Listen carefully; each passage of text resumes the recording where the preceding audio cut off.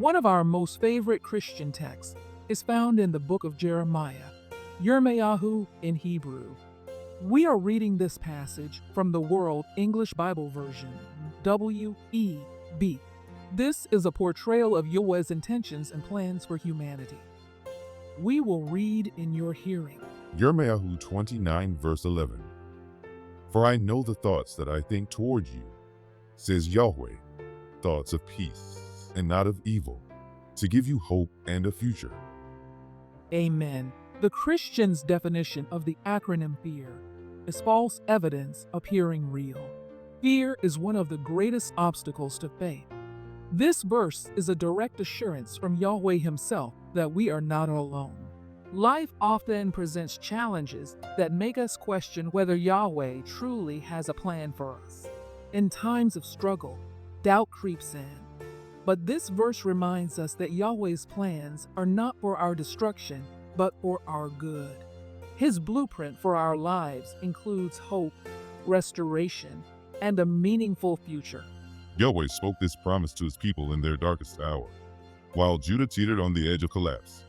The northern tribes languished in Assyrian exile, and Babylonian chains already bound many of their brothers and sisters. Yet even there, in the ashes of judgment, the God of covenant love declared restoration.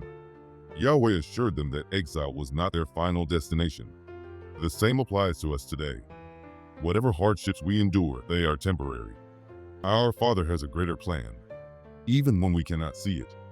Carol Burnett writes our relevant quote of the day. When you have a dream, you've got to grab it and never let go.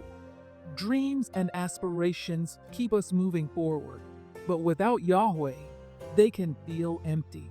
When we align our dreams with His will, we walk in the fullness of His divine purpose. Our heads bowed down, our eyes closed, and our hearts open. Let's pray. Loving Father, we trust in your divine plans.